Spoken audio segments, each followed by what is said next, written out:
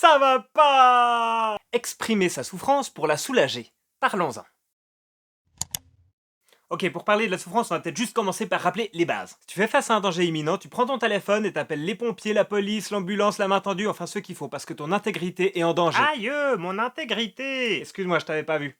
Puis il y a la souffrance plus diffuse, plus insidieuse, celle qui vient d'un événement ou bien qui résulte d'une situation qui a évolué petit à petit. Cette souffrance, elle s'étale dans le temps et elle te ronge petit à petit, un peu comme de la rouille. Elle est tout aussi destructrice qu'un danger imminent pour lequel t'appelles les pompiers, sauf que elle s'étale dans le temps, donc tu peux pas vraiment appeler les pompiers, c'est pas urgent. Elle te sape le moral, elle te remplit de désespoir jusqu'à en être accablé. C'est un peu comme une moisissure qui te ronge le cœur. La moisissure, ça se traite dans ma salle de bain comme dans mon cœur. Mais pas tout à fait avec les mêmes méthodes.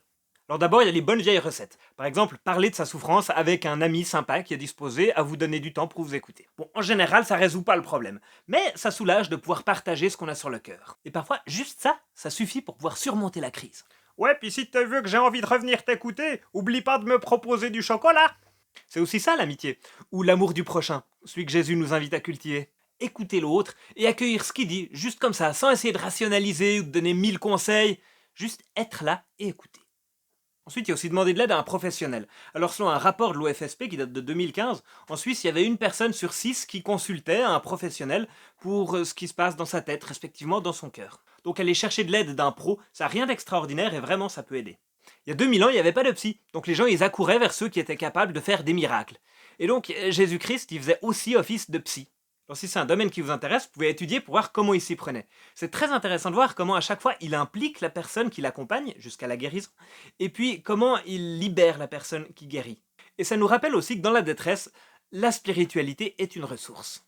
Enfin, la spiritualité chrétienne en tout cas. Parce que Dieu, il est avec toi, il est à tes côtés. Et ça, Dieu, il le martèle plusieurs centaines de fois dans la Bible. N'aie pas peur, je suis avec toi. Il est avec toi et il comprend ce que tu vis. Parce que, en tant que Jésus-Christ, Dieu, il a pas mal souffert. Et donc, il voit assez bien ce que ça fait.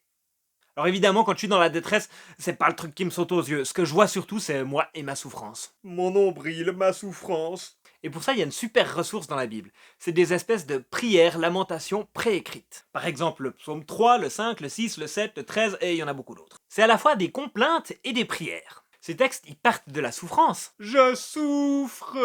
Et ils amènent à l'espérance. Yes, ça va le faire.